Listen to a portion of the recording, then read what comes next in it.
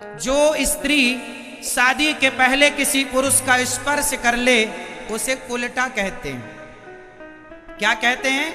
कुलटा। और सामान्य भाषा में कहूं तो वैश्या। कुलटा हैं वो लोग जो शादी के पहले पर पुरुष से चिपकती हैं, जो पुरुषों से टच में रहती हैं, चाहे मेरा बॉयफ्रेंड है, मेरा ये फ्रेंड है, फलाना है, होने वाला तुम्हारा पति। आजकल तो शादी के पहले फोटो खिंचाने का बड़ा शौक है। होने वाले पति से पहले ही तुम गले मिल लेती हो, फोटो खिंचा लेती हो।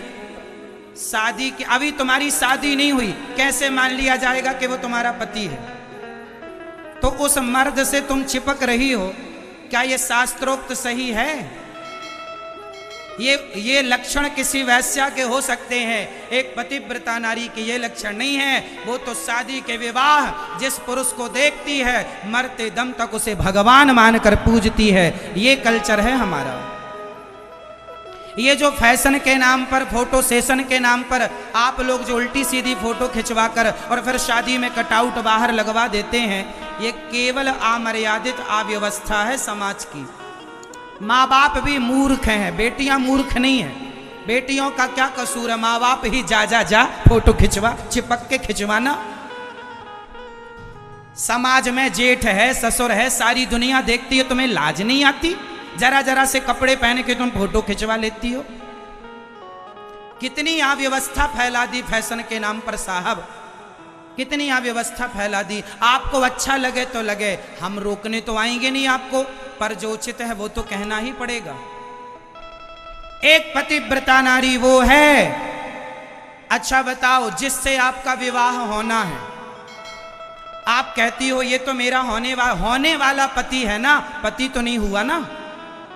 क्यों जी, होने वाला ही तो है, हुआ तो नहीं है। कई बार तो आई करीब बारातें लौट जाती हैं। फिर किस दावे से कहती हो चलो आपका विवाह हो जाए? अच्छा है, लेकिन फिर भी एक मर्यादा, शास्त्र इसकी अनुमति नहीं देता। मेरे राम ने सीता माँ को पहले ही पसंद कर लिया था, सीता माँ ने राम को पहले ही पसंद कर लिया था, लेकिन ये नहीं कि पसंद कर लिया तो अब चलो फोटो खिंचवा लें। पुष्प वाटिका में राम जी सीता को मिले, केवल देखा था। पुष्प वाटिका में राम ने सीता को देखा है, सीता माँ ने देखा है, और सीता माँ ने माँ से वरदान मांगा, मन जा हीरा च्यों मिलहि सोवर, सहज सुंदर सावरो। ये मुझे पति के रूप में मिले, ऐसा वरदान मांगा। ये नहीं कि संग में घूमने लग जाए, डिस्को करने लग जाए। ये अमर्यादा है। इसलिए पतिव्रता नारी वही है जो अपने पति के सिवा कभी पर पुरुष का स्पर्श ना करे। शादी के पहले तुम्हारा होने वाला पति भी पर पुरुष ही है, हाँ या ना? शादी के पहले तुम्हारा होने वाला पति भी पर पुरुष है या नहीं? हाँ या ना? जब है तो शास्त्र कहते हैं जो स्त्री स्वप्न में पर पुरुष का स्पर्श ना करे उसे पतिव्रता मानो। अब बताओ कहां पतिव्रता मिलेंगी आपको? इसलिए आप अपनी बेटियों को थोड़ा फोटो बाद में खिंचा लेना बेटा, शादी के बाद भी फोटो खिंच सकती है, और मर्यादित खिंचवाओ। अमर्यादित की क्या जरूरत है? क्यों? आजकल तो इतना गलत प्रचलन हो गया है, शादी में लड़की नाचती हुई आती है, लो नाचती हुई, जहां मतलब परंपराएं सारी नष्ट हो रही। शादी करने गई हो, तुम्हारा जेठ है, ससुर है, वहां सारा परिवार खड़ा है, एक मर्यादा है कि नहीं? अरे नाचना भी किसके संग चाहिए? शास्त्र कहते हैं किसके संग नाचो, किसके संग ना नाचो। अब सबके सामने नाचने लग जाओगी, अभी शादी हुई नहीं, पहले ही से नाचना कूदना। अरे थोड़ा मर्यादा, थोड़ा कंट्रोल कर लो, सारी जिंदगी नाचना ही है। अच्छा नहीं लगता। एक बार मैं किसी की शादी में गया, बाजे बाजे बजते आए, मुझे लगा कोई साधु संत आ रहे हैं, पलट कर देखा तो घोड़ी नाचती हुई आ रही थी। हाँ, नाचती बेशरम, मतलब कोई लाज शर्म नहीं है। सनातन धर्म को बर्बाद कर दिया है आज के फैशन ने। फैशन के नाम पे जो आजादी है ना, ये ले डूबेगी एक दिन सनातन संस्कृति को। हर चीज की एक मर्यादा होती है। आपको क्या लगता है, शादी में लड़की का नाचना हुआ, नाचते हुए आना अच्छा है या गलत है? यदि आपको अच्छा लगे तो हमें क्या आपत्ति होगी? हम कौन होते हैं बोलने वाले? सही है या गलत? आपकी माँ, उसकी भी तो शादी हुई होगी ना। आपकी माँ से पूछना वो नाचते हुए आई थी कि नहीं। आपकी दादी नानी से पूछना, मतलब तुम ही एक एडवांस हो। तुम्हारी दादी नानी ने सारा जीवन काट दिया, तुम्हारे दादाजी तुम्हारे नाना के संग। तुमसे अच्छा गृहस्थ जीवन जी रही हैं वो लोग बिना नाचे हुए। निभ गई उनकी जिंदगी, और आज के शादी नाच नाच के करने पर भी साल 2 साल में तलाक हो जाता है। अति ना करो, अंत हो जाएगा। मर्यादा में रहो। जो मर्यादा है उसका मर्यादा होती है। मर्यादा का उल्लंघन किया था माता सीता ने, लक्ष्मण रेखा थी उसे पार कर लिया। लक्ष्मण जी ने कहा था मां मर्यादा की रेखा ना पार करना, पार किया तो उठाकर ले गया कि नहीं रावण। तो सीता माता ही क्यों ना हो, यदि लक्ष्मण रेखा को पार करेंगी तो उनके जीवन में कष्ट आएगा। तो आपके जीवन में कष्ट आएगा यदि आप मर्यादा की रेखा को पार करेंगी तो। इसलिए शादी विवाह करो, मर्यादा में रह के करो, है ना। थोड़ा बहुत नाचना झूमना अच्छा लगता है।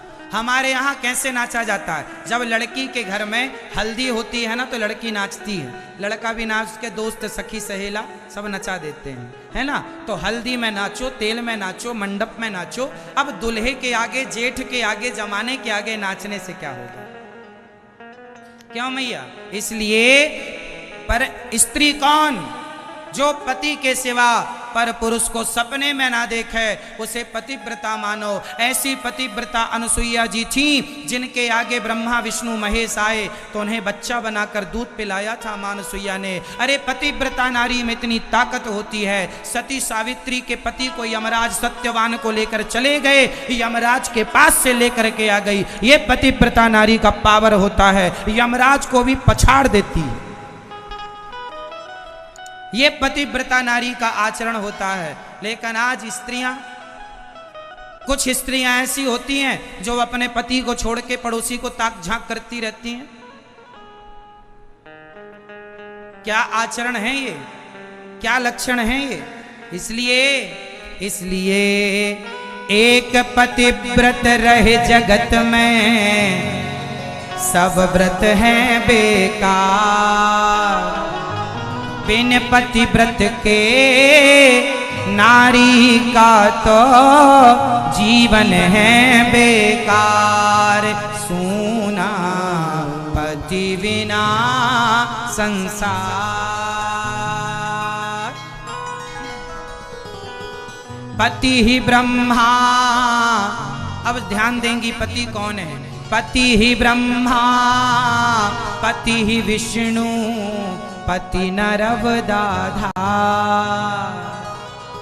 जिस नारी ने पति को पाया उसकी नैया पार। सूना पति बिना संसार। जिस नारी ने पति से कंधा पाया है, धन्य है वो नारी। जो नारी पतिव्रता होती है, इसका अर्थ ये नहीं कि जो नारियां विधवा हो जाएं उनका कोई दोष है ना। विधवा नारी भी पतिव्रता होती है। माता कौशल्या इसका उदाहरण है। दशरथ जी जब मर गए तब दशरथ जी की पत्नी माता कौशल्या विधवा हो गई, राम जी की माँ।